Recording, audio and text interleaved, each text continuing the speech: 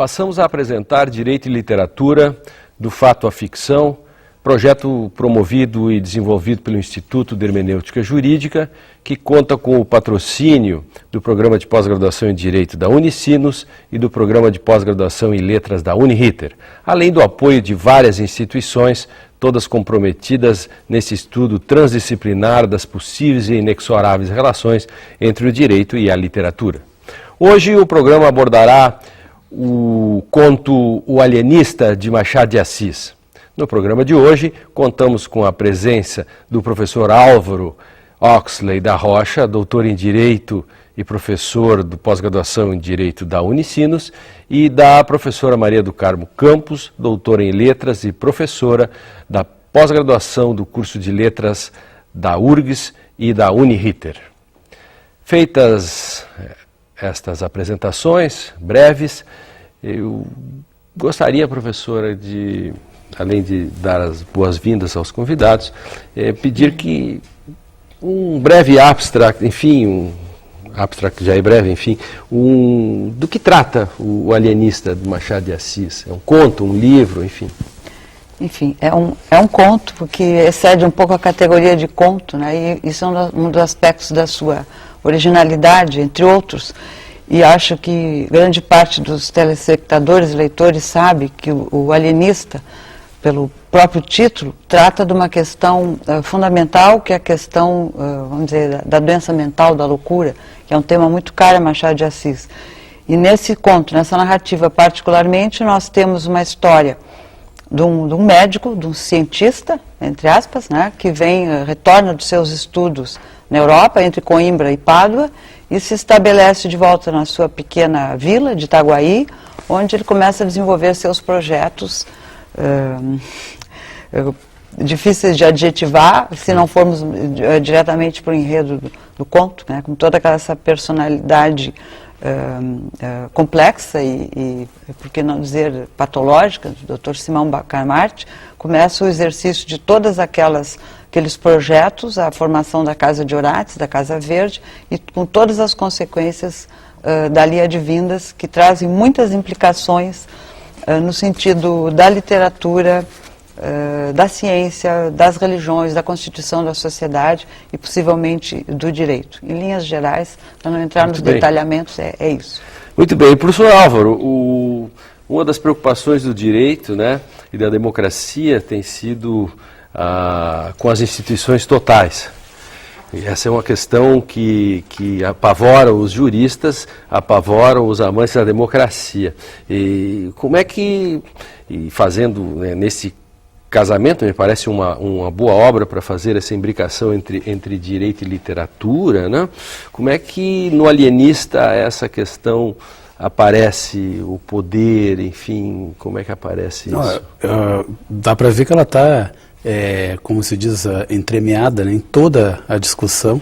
É muito interessante como é que o gênio do Machado de Assis consegue colocar essa questão de uma maneira aparentemente natural, porque as coisas que acontecem parecem muito lógicas, né? Mas ele coloca de uma maneira caricata até, para que nós percebamos muito claramente esse delírio do poder e do controle, né? E até que ponto nós somos capazes de confiar no outro como alguém que tem alguma autonomia que nós não possamos rotular, né? E dizer, não, esse indivíduo aqui é louco, aquele ali não é, mas afinal de contas, em que consiste a tal loucura, né? Em que consiste essa falta de controle e afinal de contas, por que isso nos aterroriza, né? Então nós vamos perceber que, na verdade, quando acontece, por exemplo, aquela revolução liderada pelo barbeiro Porfírio, ninguém questiona o fato de que o Porfírio poderia estar louco, né? O que depois efetivamente acontece, né? Por que acontece a revolução contra o médico, né? O médico chega na cidade, ele é um cientista e recolhe todos os loucos da cidade, e há um determinado momento que já tem 4/5 presos como loucos, né? Dentro da Casa Verde, que está no seu abstract, inclusive.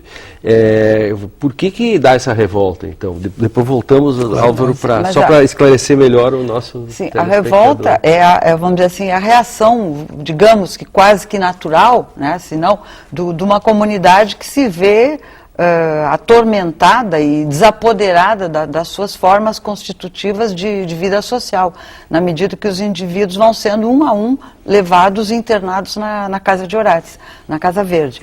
O que acontece é que isso não pode ser visto se não estabelecermos um paralelo com a elucubração de Simão Bacamarte, as suas frequentes elucubrações e a sua ambição de estabelecer teorias científicas, né? E o interessante é que o próprio Machado de Assis, ao mesmo tempo que ele joga com isso na ficção, nesse e em outros livros, ele duvida bastante, e acho que isso também passa pelo fundo do alienista. Ele põe em dúvida todas as teorias, na medida em que as põe em prática, elas são colocadas em xeque. Então eu acho que vai daí, de uma certa maneira, também, como se sabe, uma certa crítica ao positivismo, essa crença absoluta no progresso e na ciência, e as razões de Simão Bacamarte, que termina por encerrar nas grades do manicômio a sua própria mulher e finalmente a ele próprio, né, como nós sabemos. Então a revolta liderada pelo barbeiro Porfírio é um dos pontos altos desse texto, desse conto, em que se vê aquela sublevação, mas que depois ela não é definitiva, porque ela depois vai gerar outras migrações, né, nas atuações das personagens e dos conceitos que ali estão envolvidos. Então parece que tudo migra ali dentro, o próprio conceito de loucura. A professora levantava a questão do positivismo.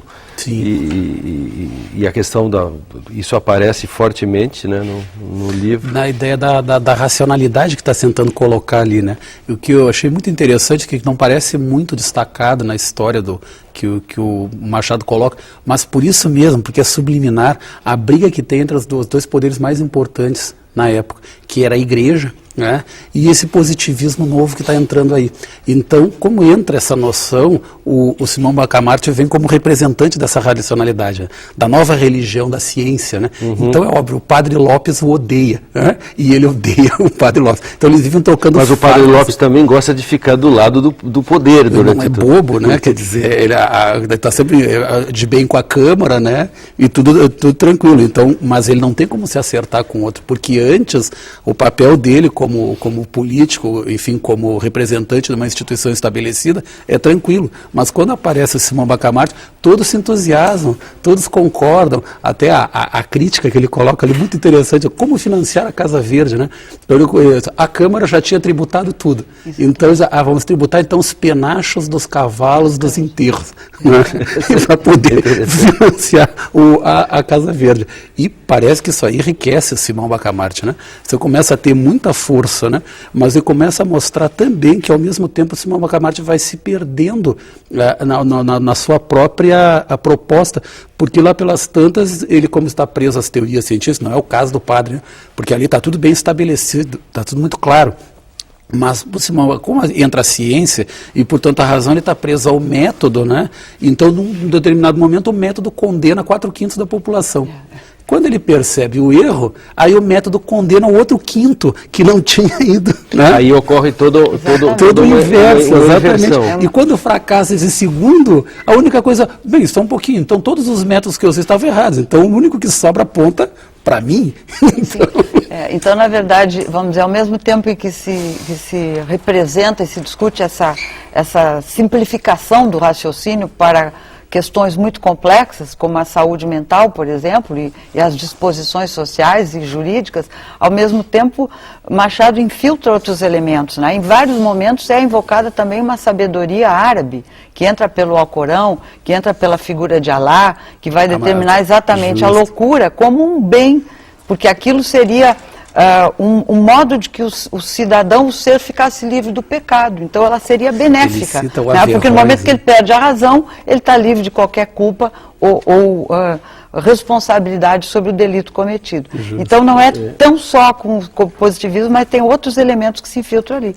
Bom, só para, nesse turbilhão de informações, enfim, desse belo conto, nós queremos, quem está ligando o televisor agora, nós estamos discutindo o conto Alienista, de Machado de Assis, né, que estão aqui nessa obra Contos Escolhidos, tem tantas versões, tantas publicações sobre isso, e os nossos convidados, né, a professora Maria do Carmo e o professor Álvaro, estão exatamente tratando desta imbricação entre o direito e a literatura, né, nesse belo conto. E a pergunta que eu faço, né, na sequência disso que foi levantado aí tão bem, é a questão da escolha, da loucura, da rotulação. Qual é o aspecto transcendental disso, digamos, para uma leitura mais metafórica, assim, essa questão do positivismo também como não só o positivismo, aquele positivismo kantiano que ingressa, né, naquele momento que vai ser importante para a própria independência, para a própria proclamação da República, né?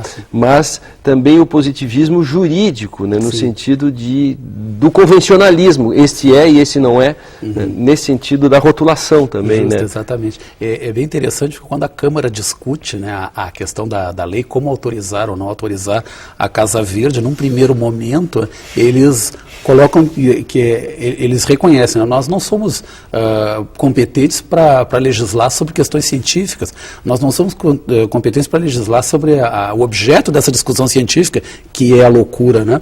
Mas é um dado interessante que eles percebem que eles podem controlar tudo isso e como lhes agrada, embora pareça um certo arbítrio, né, eles confiam na nova religião. E essa queria te perguntar, assim, né, na sequência, rapidamente em cima disso, que uma das características do positivismo jurídico é a discricionariedade, que acaba girando a arbitrariedade. Isso está presente o tempo todo. O tempo todo no alienista, quer dizer, veja como essa questão já é vista. É muito interessante que depois que tudo acontece, que a maior parte dos vereadores também já tinha sido internado na casa. Então quando tudo muda, e aí Simão Bacamarte deixa de ser um bandido, né? E todos o reconhecem, ele retira também a própria esposa do hospício, enfim. Então a Câmara vota uma nova lei. Então agora vamos aprovar uma Casa Verde novamente, porém moderada, né? Já que o Simão Bacamarte agora se reintegrou e perdoou todo mundo da sua suposta loucura, né? Então eles votam uma nova lei, mas dentro daquela lei eles colocam ali uma salvaguarda. Os vereadores não podem ser internados, a menos que eles próprios autorizem. Os vereadores fizeram uma espécie de cláusula pétrea a favor deles, né, uma cláusula de impedimento. Exatamente. E falam dessa arbitrariedade, mas isso é um arbítrio, mas claro, que o direito se estabelece como que a vontade do poder quer. E aí o único vereador que dá o contra é o Simão Bacamarte, interno. É muito interessante. O arbítrio que está por trás da suposta racionalidade. Né? Nós nem chegamos o conto é tão instigante que, quer dizer, nós não nos deixa muito espaço para perguntarmos com qual direito as internações eram feitas, né? Simplesmente o sujeito era recolhido, não havia nenhum outro requisito, né? E aí está toda a questão da arbitrariedade. Agora, é interessante... Ainda hoje se prende assim, né, professor? Só para... Sim, mas há elementos, há algumas garantias, né? Acredito que devam ser postas em prática. Agora, por outro lado, é interessante que se nós examinarmos as razões que eram levadas as mais arbitrárias, as mais impossíveis, né, que eram levadas a esse suposto acometimento da loucura. Então, se outros personagens de Machado de Assis em outras obras, por exemplo, lá em Brás Cubas, tem um que se declara que ele está vivendo a situação da Suma Teológica, de São Tomás de Aquino, e já o outro que em Casborba, ele diz, eu sou Santo Agostinho. Aqui nós temos um que se declara que é a Estrela d'Alva. Né? Então, quer dizer, as razões mais sofisticadas e outras dentro deste livro que hoje nos reúne aqui, elas vão sendo colocadas. E depois, quando passa para o plano das virtudes e não dos delitos pecados, nós vamos ter a modéstia, o comedimento, o bom senso, tudo aquilo que seria, vamos dizer, a não loucura, né? Quer dizer, que seriam as razões exatamente do equilíbrio humano. Estes passam a ser os argumentos para a internação, para o recolhimento do sujeito, seja homem, mulher, leigo ou não leigo. E o Machado de Assis, nesse aspecto, quando durante o conto, aqueles virtuosos, né, aqueles que são os virtuosos e que ele, colocando-se na sua antítese, acabam se libertando, né, no conto, é um lado pessimista dele do Machado de Assis no homem, de um lado assim pessimista, de não acreditar na humanidade. Isso aí é uma questão que sempre se coloca. Eu acho que Machado de Assis... Isso aparece no Alienista, né? Isso aparece no sentido de que se há pessimismo ou uma negatividade, digamos assim, no sentido de de alguma maneira não postular um futuro em constituição, algo que esteja se formatando, quer no indivíduo, quer na sociedade, quer dizer, de alguma maneira os sonhos, os desejos, todos são frustrados ou barrados de alguma maneira. Por outro lado, o elemento criativo, jocoso e extremamente erudito de Machado de Assis faz um passeio, uma deriva por todos esses elementos, de modo que o próprio leitor é colocado em movimento. Nós não ficamos nem de um lado nem do outro, nós ficamos com as perguntas. Muito bem.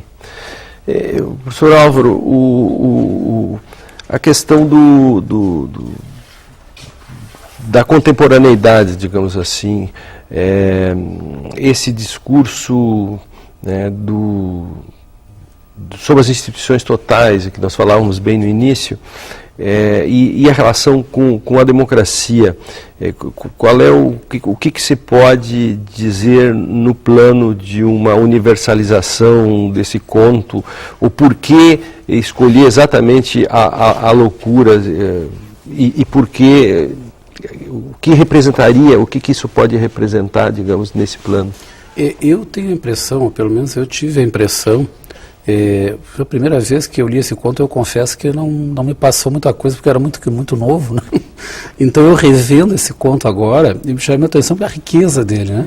Eu achei muito interessante o aspecto como ele coloca a loucura, na verdade, porque o que acontece? Ele está fazendo, o Machado ele tem muitos planos, né? Um plano muito interessante é esse da crítica social, onde ele vai descrevendo, assim como quem nada quer, né? O que acontecia com os loucos antes de aparecer o Simão Bacamarte, né? Os loucos ficavam presos em alguns lugares, né? Ou em casa, ou enfim, e eles não tinham nenhum tratamento especial, né? Quer dizer, eles eram simplesmente isolados. Então o que acontece? O Simão Bacamarte vem dar uma perspectiva nova, mas essa perspectiva nova, apesar de ser, como é que se diz, residual, né? Quando ele puxa, ele muda toda a configuração do equilíbrio social. Tá? Então esse é um dado interessante que ele está mostrando, né? Como é que muitas vezes as coisas que nós pensamos que não são importantes, ou que nós ocultamos, na verdade elas escondem um dado muito importante do equilíbrio social. E eu tenho a impressão que hoje o que acontece quando a gente percebe exatamente esse tipo de coisa, nós percebemos, por exemplo, todos os movimentos para reformas das instituições sempre são vistos, a sociologia mostra isso, como movimentos subversivos, né? A gente vê, por exemplo, aqui o nosso... Quando apareceram os juízes alternativos, por exemplo, né, as primeiras acusações contra eles eram essas, né? Não, porque vão subverter tudo, porque vão mudar toda a ordem, não é? Aí tem a questão que eu trago, que é a questão do desvio, do desviante, né? E como isso acompanha toda a trajetória. Por exemplo, isso está muito presente em Michel Foucault, também a questão das instituições totais, o desvio e desviante, e no direito a questão da rotulação, né? Daquele que é o inimputável, daquele que é o imputável. Sim, por exemplo, você vai fazer com eles? Né? Exatamente, não se discute o tipo, o Foucault dizia, né, não se discute a loucura, né, não se discute se o sujeito está louco. E em Simão Bacamarte se discute que tipo de loucura que ele tem, que ele vai investigar. Sim, é dar o rótulo, a classificação científica. Né? E aí entra junto para complementar a questão do ceticismo de Machado de Assis, porque quer seja em relação a filosofias, a doutrinas, teorias ou religiões, ele sempre... Esse pessimismo, certo modo, ele tem esse pé atrás, né? Esse olhar da desconfiança, ele vê esses postulados sempre com uma certa desconfiança, até porque os vê em mutação, não como verdades definitivas e estabelecidas.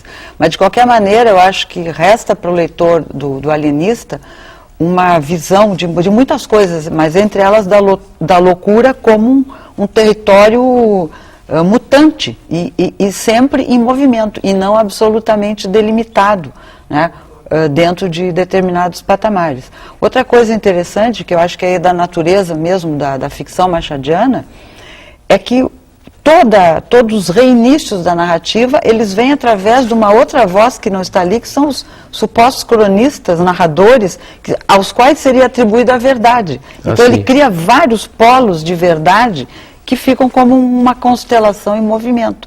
Ele diz, será que os cronistas também dizem isso? Mas no momento que ele invoca a hipótese, nós já temos ali uma outra verdade ou hipótese também estabelecida. De perto, nenhum de nós é normal, né? Eu acho que, não sei se era o senhor Caetano Veloso que diz, né? Para quem está ligando agora, nós já estamos a 2/3 do programa, mas estamos discutindo o Alienista de Machado de Assis, né?